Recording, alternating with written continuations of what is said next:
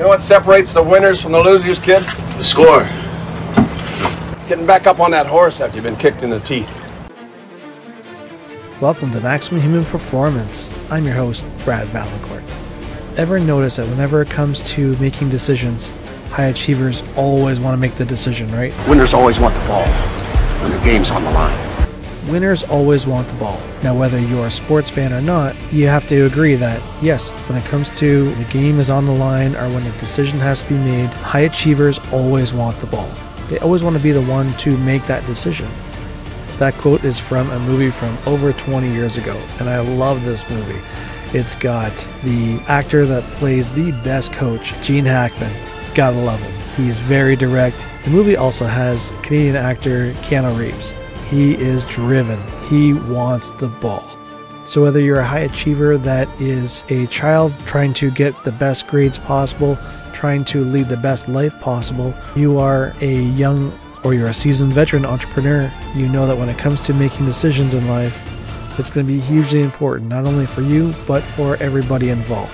And sometimes you can work your ass off and it doesn't really matter when it comes to that end result. You may get it, you may not. We'll delve more into that in a little bit. Now, if you're a high achiever, think about it.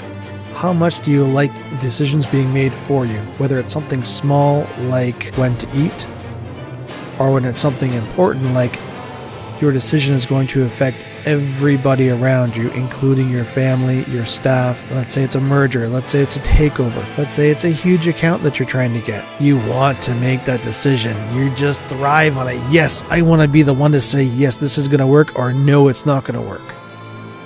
Now, sometimes when it comes to high achievers, they try to take on way too much because they just want that control. So they take on way too much. And it does happen. Unfortunately, it does happen. Think about the patterns that you go through before you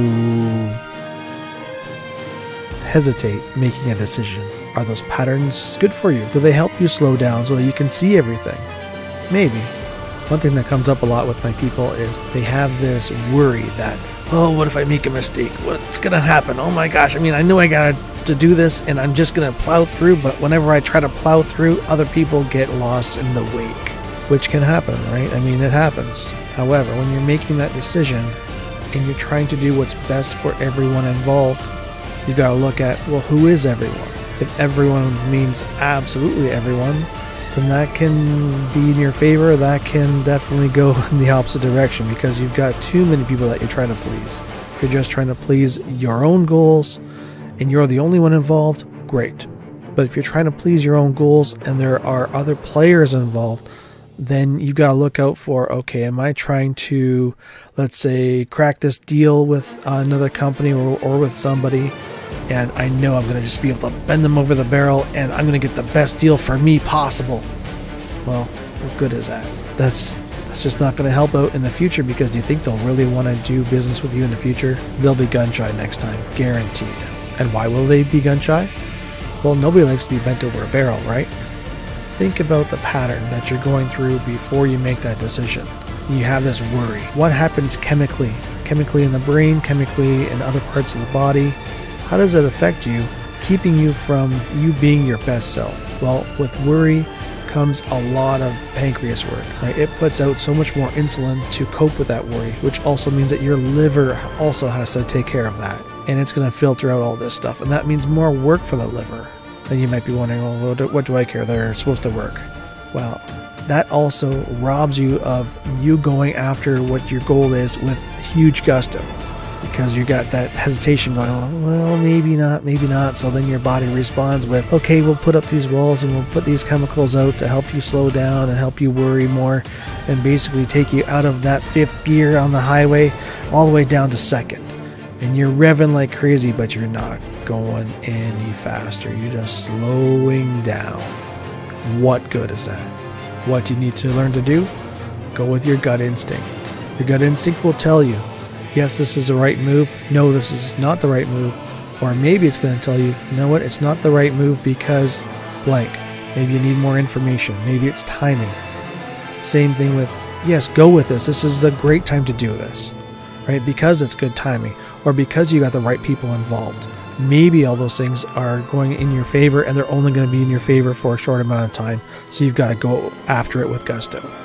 When it comes time to trying to figure out who does this best serve, if you have a huge decision that you've got to make, and it involves you changing locations, for instance, you also have to look at, let's see here, I've got a family, my kids are going to have to go to a different school.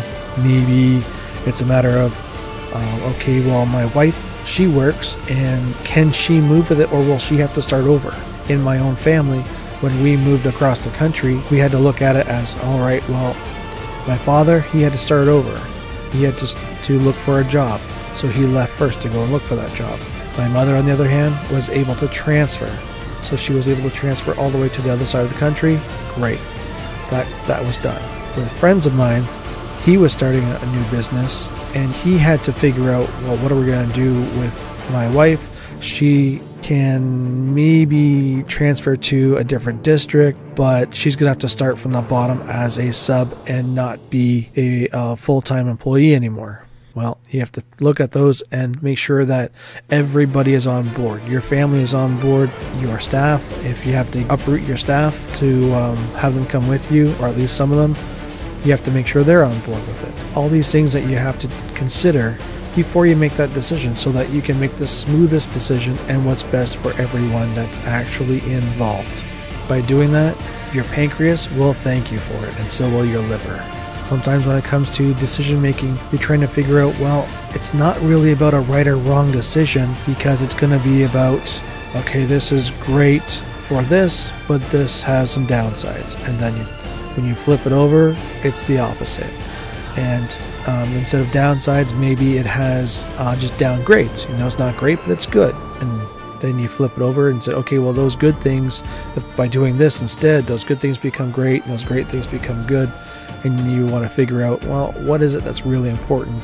And also, who does it protect? Who needs protecting? Now, decision making is basically shifts, right? You're going to be making a shift, whether you're making a shift for yourself, and other people. It could be a shift in anything, really. So let's take a look. For instance, Jamie always, every single time there's about to be a huge shift coming up, there's all this resistance. A ton of resistance. So much so that all this yelling, screaming, and all this pushback happens, even though knowing that the subconscious and unconscious are already on board saying, look, we're going to go through with this. You just got to trust us. But when you don't trust that instinct, that gut instinct, what happens? Oh, you fight, knowing that you're fighting a losing battle. What good is that, right? Just trust yourself that, hey, I'm the one making this decision, so I must be on board with it, and I'm going to allow things to just happen. When you do this, you have far less blow up and a lot less mess to clean up afterwards. But this person, every single time there's a big shift about to happen, mentally, emotionally, psychologically, all these walls get put up, and all this fighting, and blowing up. Oh my gosh, this person just yells and screams every single time, and I gotta tell them, hey, look, if you weren't on board with this, then you wouldn't be feeling this way. You're fighting yourself, and every single time that shift happens, all of a sudden there's, oh, this is great. Why was I fighting in the first place? And until you get to the bottom of it, it's going to keep happening over and over, every single shift. And this happened for, oh gosh, it took us a little while to get to all the different accessories, all these different attachments that were there, and to finally get to the root cause and let everything work its way free. However, now those blow-ups are no longer there. The shifts happen so much nicer. It's beautiful. And you can have that too. If you find that you have that happening, where you just resist, and then always afterwards, oh, well, why was I resisting? My own grandfather, he used to do that all the time with different things. He would resist. My grandmother, whenever she tried to make vacation plans, and then he'd be at the vacation. In fact, one time they came out to visit me. They had never been there. It was so funny.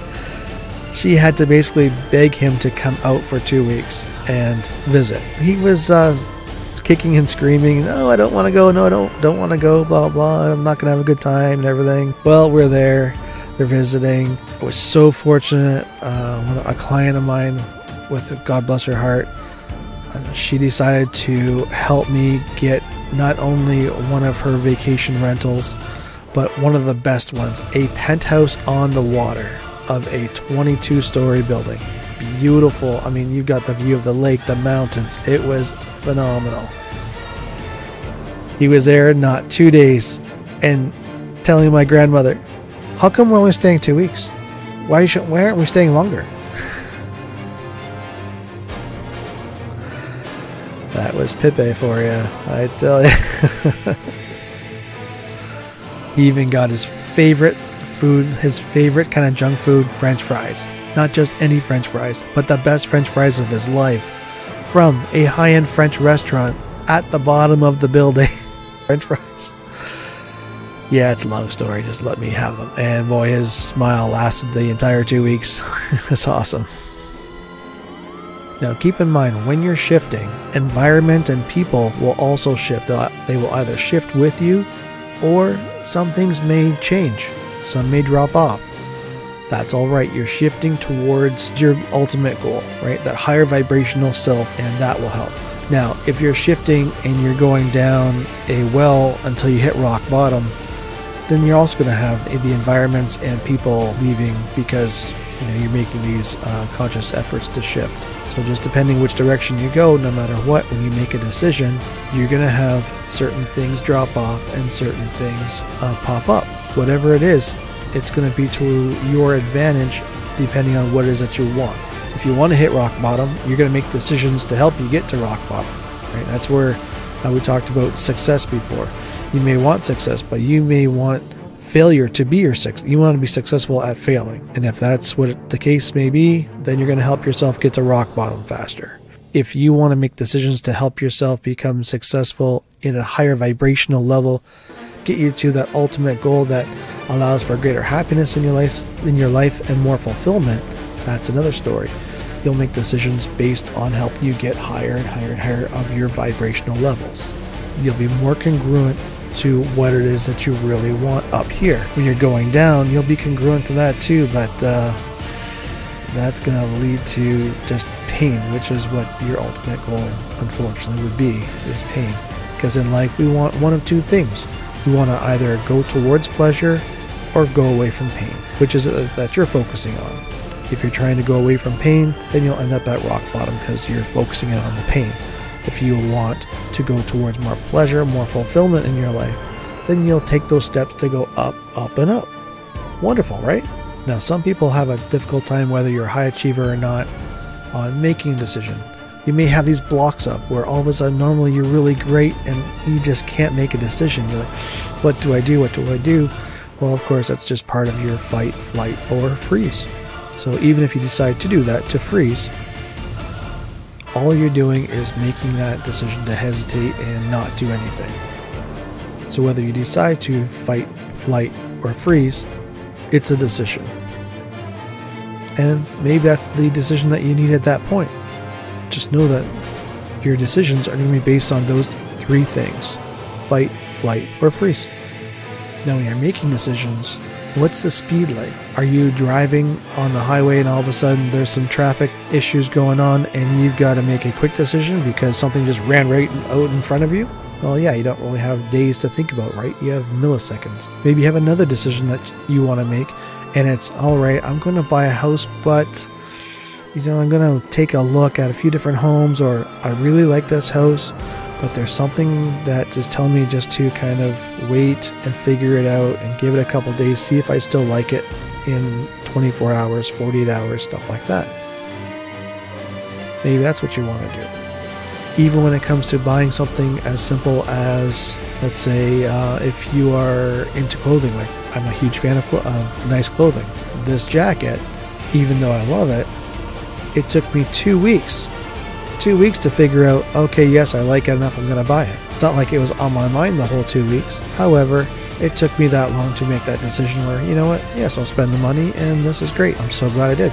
It's my favorite jacket. Not only that, but it's the only jacket of any ones that I wear where people go, wow, that is really great. So thank you. Appreciate that. To all those who have complimented on the jacket, thank you. Sometimes when we are taking that time to mull over and allow the decision to sink in and figure out, okay, is this really going to work? You're doing it for the best of everybody involved. Maybe it's about your children, right? You're deciding to take them out of something or to put them into something. And it also could be your staff, where you want them to take action or not take action just yet on a certain subject.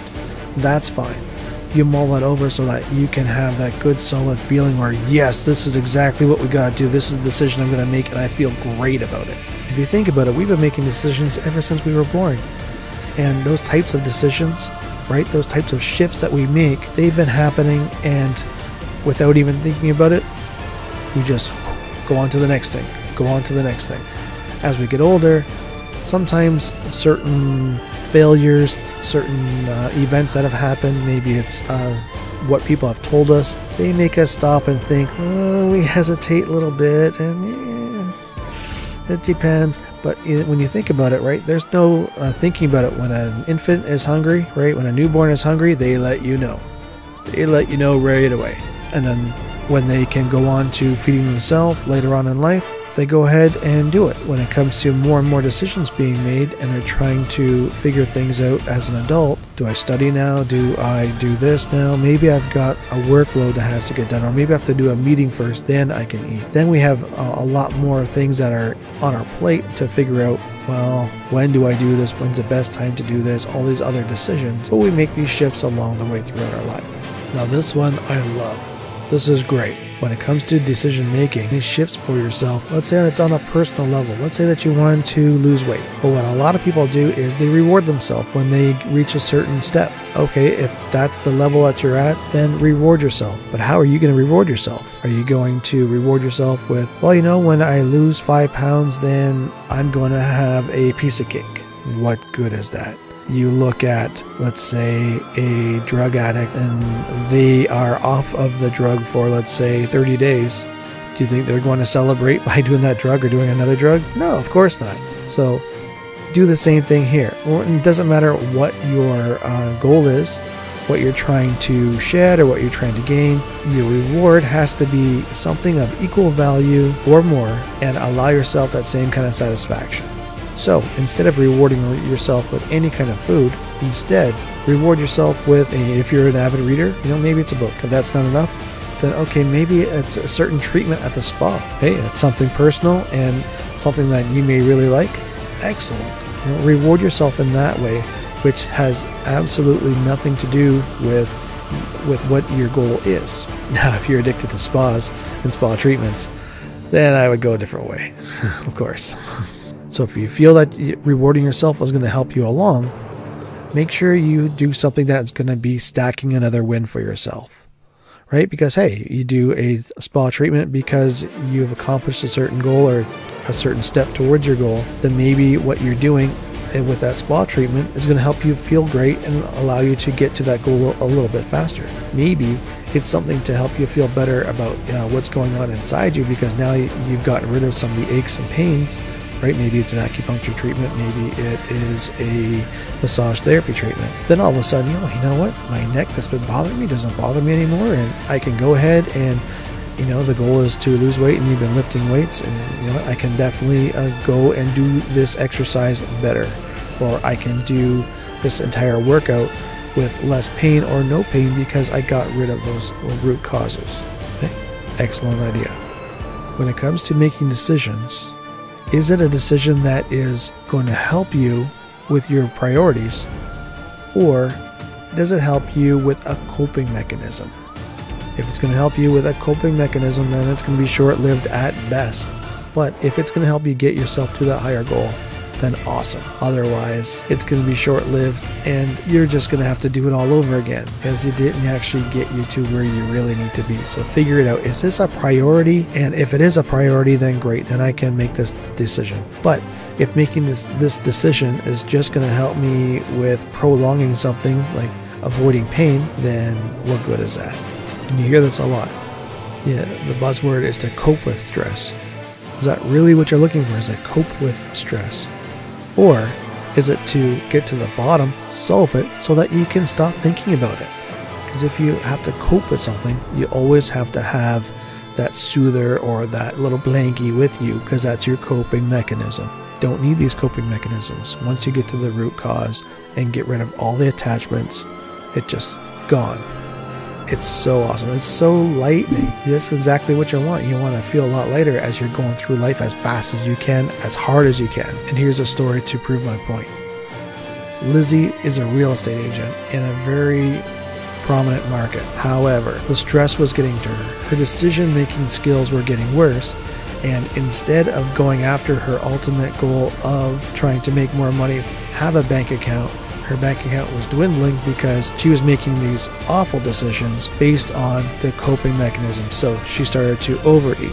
She started to drink heavily. She wasn't exercising so that she could get herself to her best self. All these things were also making her life miserable because she couldn't find what she needed to do in order to be successful in the real estate market. And it's not like it was her first year. This had been going on for quite a few years and just getting lower and lower, and she was digging deeper and deeper into this bedrock, and it was awful. Finally got herself some help. That was a step in the right direction. That was letting go of one of the coping mechanisms. Then she started to exercise. That allowed her to get rid of another one.